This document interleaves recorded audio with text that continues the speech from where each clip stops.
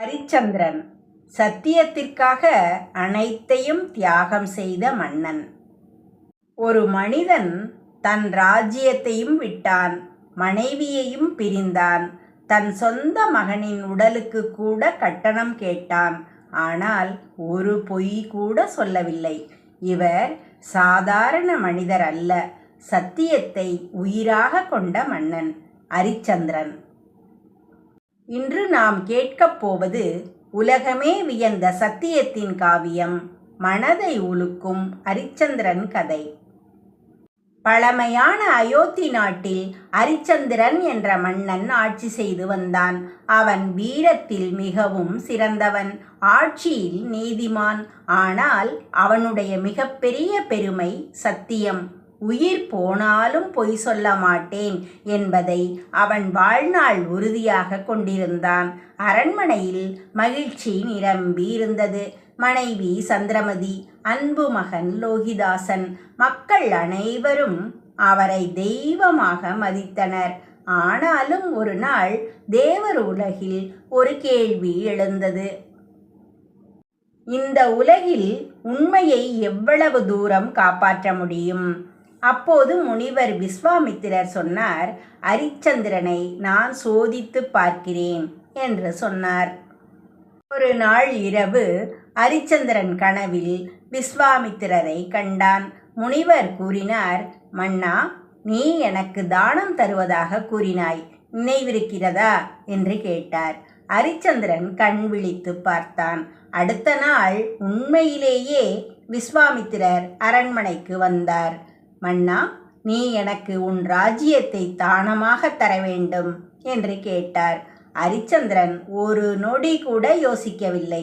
முனிவரே, நான் கொடுத்த வாக்கை மீற மாட்டேன் என்று சொல்லி அவன் தனது முழு ராஜ்யத்தையும் தானமாக கொடுத்தான். மக்கள் அதிர்ச்சியில் உறைந்தனர். அரசே, எங்களை விட்டு போகாதீர்கள் என்று கெஞ்சினார்கள். ஆனால் ஹரிச்சந்திரன் அமைதியாக சொன்னான், சத்தியத்தை காப்பாற்றுவது ராஜ்யத்தை விட பெரியது என்று சொன்னான். ஹரிச்சந்திரன், சந்திரமதி, லோகிதாசன் மூவரும் நாட்டை விட்டு வெளியேறினர். அவர்களிடம் பணம் இல்லை, உணவில்லை. ஆனால் விஸ்வாமித்திரர் மீண்டும் வந்தார்.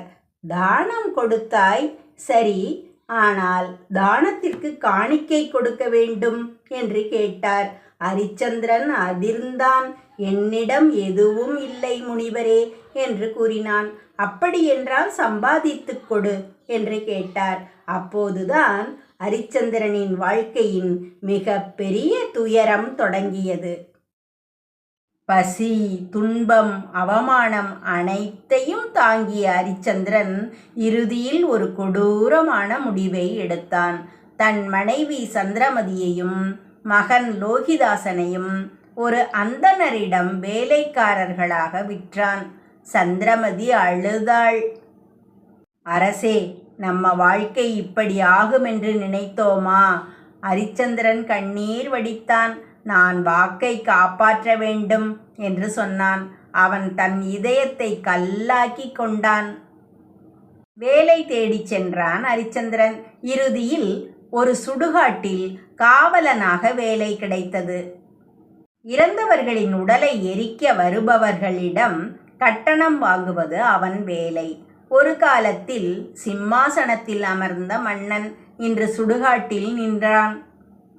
இரவு முழுவதும் சடலங்கள், அழுகுரல்கள், எரியும் நெருப்பு. ஆனால் அவனுடைய சத்தியம் மட்டும் அணையவில்லை. விதியின் கொடூரம் ஆரம்பமானது. ஒரு நாள் சந்திரமதி காட்டில் வேலை செய்து கொண்டிருந்தாள். அப்போது அவள் மகன் லோகிதாசனை பாம்பு கடித்து விட்டது. சிறுவன் துடித்தான். அம்மா என்று அலறினான். அதுவே அவன் கடைசி வார்த்தை. சந்திரமதி கதறி அழுதாள். மகனின் உடலை தூக்கி கொண்டு இரவு நேரத்தில் சுடுகாட்டுக்கு வந்தாள். அங்கே நின்றிருந்தவன் ஹரிச்சந்திரன். இருவரும் ஒருவரை ஒருவர் பார்த்தனர். இதயம் சுக்கு நூறாக நொறுங்கியது.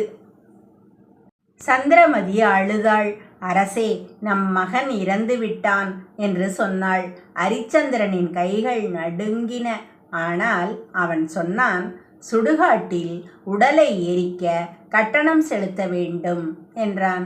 சந்திரமதி அதிர்ச்சியில் அழுதாள். என்னிடம் எதுவும் இல்லை என்று கூறினாள். அப்படியென்றால் நான் விதியை மீற முடியாது என்று சொன்னான். இந்த காட்சி தேவர்களையே அழ வைத்தது. சந்திரமதி தன் தாலியை கழற்றி கொடுக்க முயன்றாள். அரிச்சந்திரன் கண்ணீருடன் அதை வாங்க முயன்ற அந்த நொடியில் வானம் அதிர்ந்தது. அப்போது அங்கே விஸ்வாமித்திரர் தோன்றினார். அவருடன் இந்திரன் மற்றும் தேவர்கள் இருந்தனர். அரிச்சந்திரா, நீ சத்தியத்தில் வெற்றி பெற்றாய். அனைத்தும் ஒரு சோதனை என்று கூறினர். லோகிதாசன் உயிருடன் எழுந்தான். சந்திரமதி மகிழ்ச்சியில் அழுதாள். தேவர்கள் சொன்னார்கள், உன்னை போன்ற சத்தியவான் உலகில் இல்லை என்று சொன்னார்கள். அரிச்சந்திரனுக்கு மீண்டும் ராஜ்யம் வழங்கப்பட்டது. மக்கள் மகிழ்ச்சியில் கொண்டாடினர். அரிச்சந்திரன் நமக்கு சொல்லிக் கொடுத்தது என்ன? பணம் நிலைக்காது, அதிகாரம் நிலைக்காது, அழகு நிலைக்காது. ஆனால் உண்மை மட்டும் என்றென்றும் நிலைக்கும்.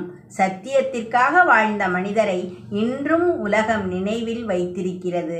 அதனால்தான் அரிச்சந்திரன் போல உண்மையானவன் என்ற சொல் இன்னும் உயிருடன் இருக்கிறது. இந்த கதையில் உங்களை மிகவும் நெகிழ வைத்த காட்சி எது? கமெண்டில் சொல்லுங்கள் நண்பர்களே.